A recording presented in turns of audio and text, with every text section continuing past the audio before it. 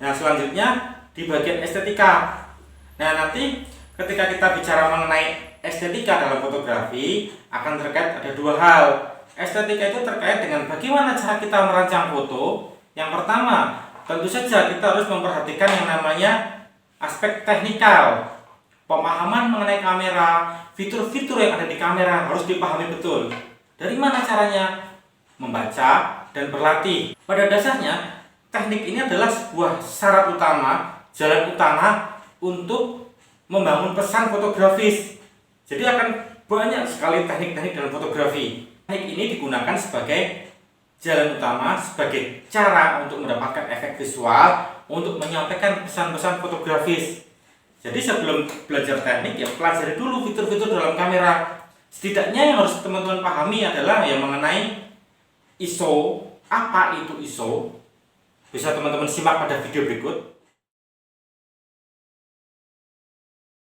What is ISO? While shutter speed and aperture control the amount of light physically hitting the sensor, ISO controls the amount of light the camera needs and is a representation of the sensitivity of the image sensor. As the ISO increases, the light it takes to expose the image decreases. For example, doubling the ISO from say 400 to 800 results in the camera needing only half as much light for the same exposure. This is the main reason such high ISO values are used in indoors, especially at sporting events and for photographing wildlife. Needing a fast shutter speed to freeze action and often with limited light available, photographers pump up the ISO as far as they're comfortable doing. However, increasing your ISO doesn't come without drawbacks. Let's compare a camera to a microphone. Microphones gather sound waves from a source, just like cameras gather light rays from the environment, and each turn them into electrical signals, which are outputted as either a sound file for a microphone or an image for a camera. Now, what happens if you're trying to record something very faint, like a whisper? You increase the sensitivity of the microphone. However, besides the whisper being louder, background noise is amplified as well, and you may even hear the hum of the microphone's electronics. Similarly, increasing the ISO of a camera increases its sensitivity to everything, revealing any lighting artifacts, as well as any electrical grain in the system. This phenomenon is referred to as noise in the world of photography. Higher ISO values don't just produce more noise, they also reduce the color accuracy and dynamic range. So you should use the lowest ISO value possible at all times. The lowest ISO value of your camera is considered the base ISO, a term that you may come across in the future. This ISO produces the best image quality and lowest amount of noise, but as stated earlier, low ISO values require lots of ambient light to properly expose the scene. It's also worth mentioning that not all cameras will have the same ISO profile. The ISO performance of your camera largely depends on the size of the photosites in your camera. What is a photosite? When you press the shutter button of your camera, the curtain in front of the image sensor slides up, exposing the photosites to ambient light.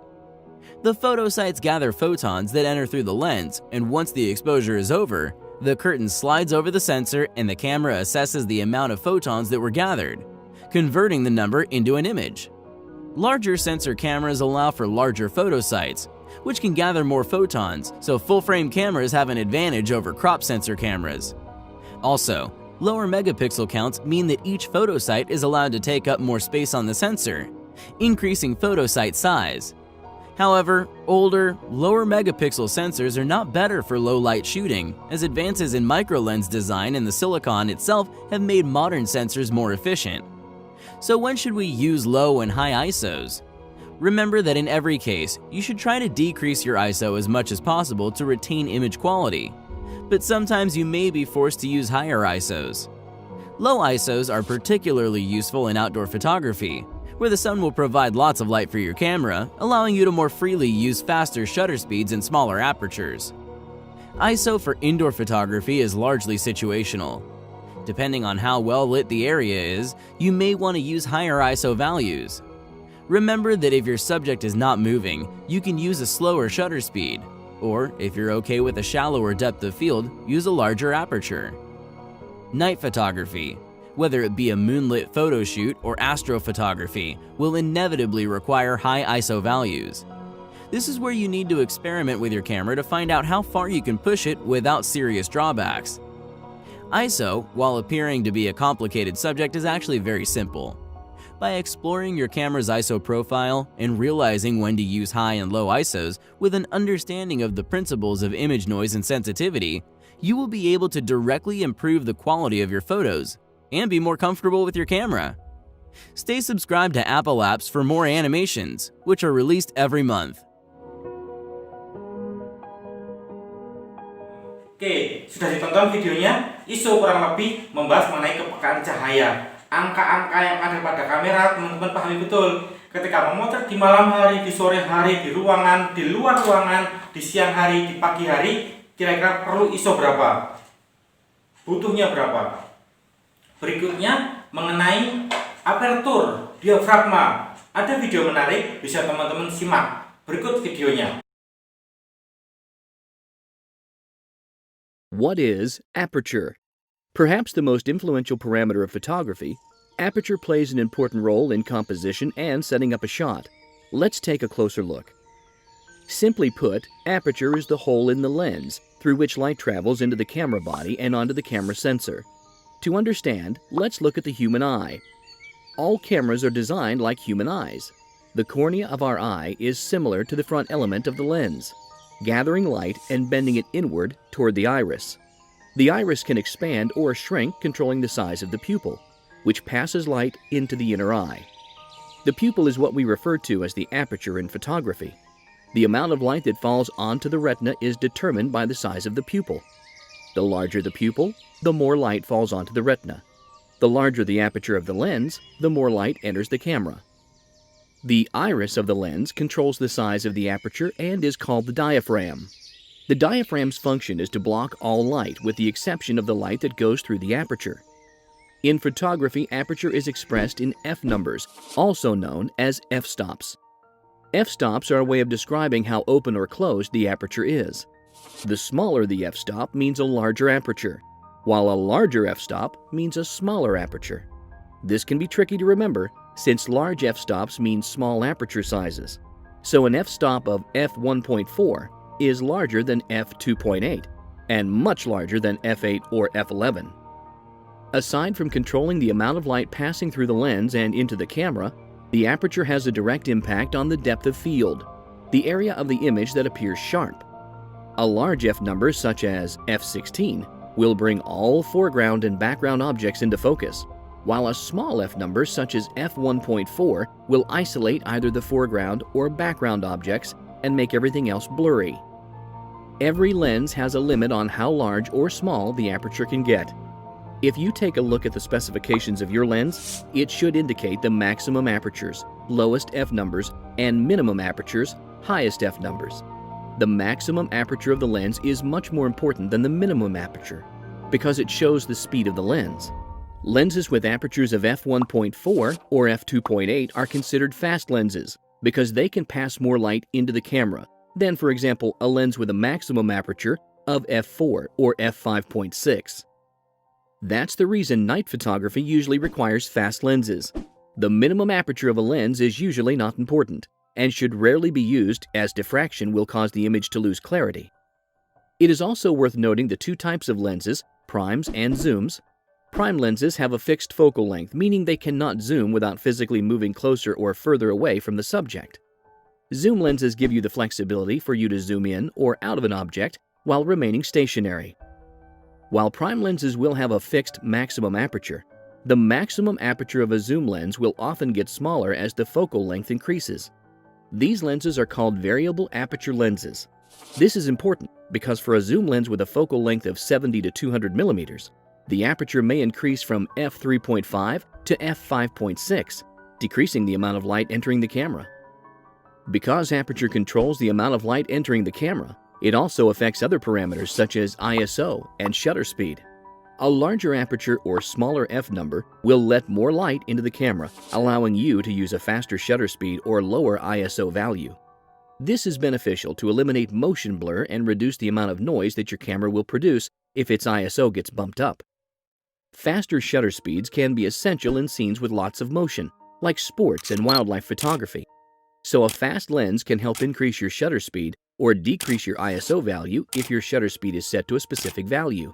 Fast lenses are also imperative for any kind of nighttime photography. Whether you're taking pictures of the Milky Way or doing a moonlit photo shoot, large apertures will let as much light in as possible. Small apertures can be useful as well. Shooting landscape scenes requires everything in crisp focus, so smaller apertures will sharpen any out-of-focus areas that may come about. To enable manual adjustment of aperture values, set your camera to either aperture priority or manual mode. Aperture priority will let you change aperture values manually, while leaving shutter speed and ISO up to the camera's internal metering system. Manual mode lets you control every aspect of the camera, allowing you to change ISO, aperture, and shutter speed. I personally leave my camera in aperture priority mode 99% of the time for most types of photography. With all this information, you should be able to start using your lenses and cameras to the best of their ability. Aperture is probably the most stylistic setting you can change on your camera, allowing for unique effects that can take your images to the next level.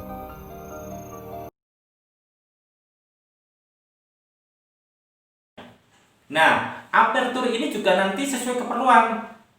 Apakah teman-teman perlu bukaan besar atau teman-teman perlu bukaan kecil, untuk keperluan apa?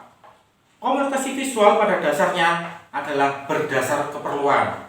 Keperluan estetis, juga keperluan untuk menyampaikan pesan. Yang ketiga, setelah ISO aperture, maka yang ketiga teman-teman harus paham betul berapa kecepatan kamera yang diperlukan, berapa kecepatan rana yang diperlukan. Ada banyak angka-angka. Berikut ada video menarik mengenai bahasan kecepatan, bisa disimak. What is shutter speed? While it may seem like the answer is obvious, there's more to shutter speed than meets the eye. Let's take a closer look. Shutter speed is one of the three pillars of photography, the other two being ISO and aperture.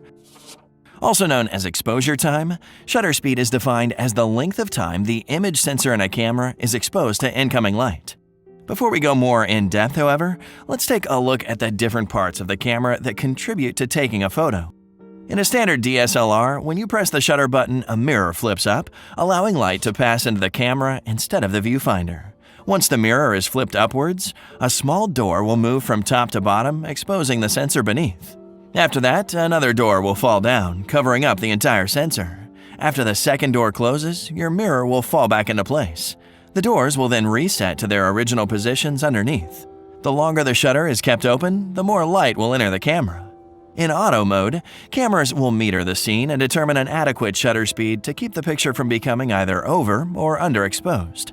You can manually change the shutter speed by either putting the camera in shutter priority mode, which will let you change shutter speed, letting the camera calculate ISO and aperture, or full manual mode, which gives you full control over all your camera settings. Shutter speeds are measured in fractions of a second when under 1 second. For example, 1/4 displayed on the camera means the shutter speed is 1/4 a second, whereas 1/250 means the shutter speed is 1/250th of a second.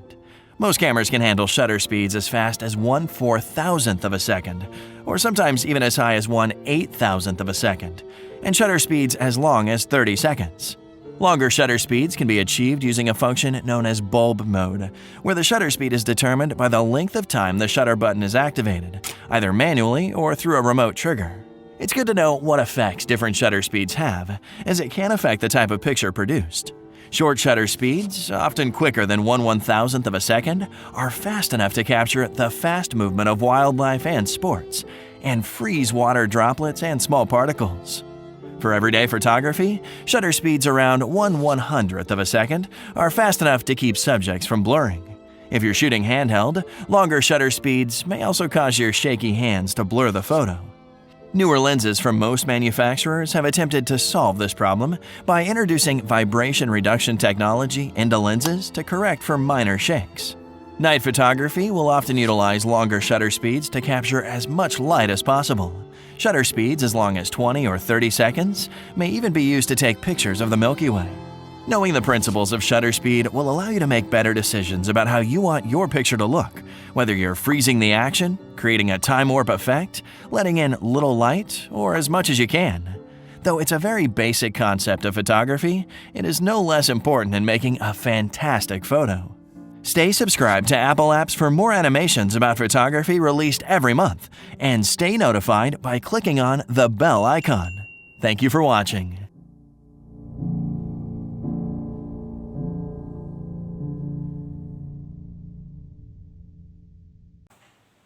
Nah, kombinasi antara ISO, aperture atau disebut juga diafragma, dan shutter speed, kecepatan, itu sangat perlu untuk teman-teman pahami sebagai modal dasar merancang sebuah foto.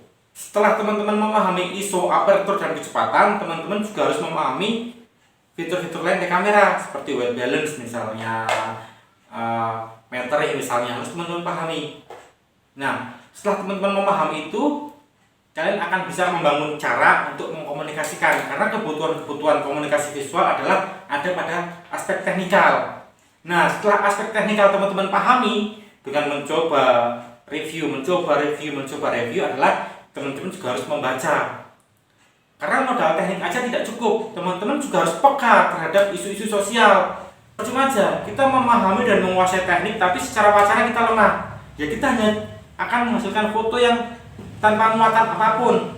Tapi ketika teman-teman memiliki kepekaan sosial yang tinggi, kepekaan suasana yang tinggi, maka hasil fotonya dengan kemampuan teknik yang memadai, kepekaan sosial dan wacana yang memadai, hasil fotonya pun akan sangat bagus. Jadi dua hal ini tidak bisa dipisahkan. Cuma memahami wacana, cuma memahami aspek teknikal. Ya dua-duanya harus saling terkait. Karena pada prinsipnya memotret adalah memediakan sesuatu secara visual untuk dikomunikasikan. Ingat, untuk dikomunikasikan.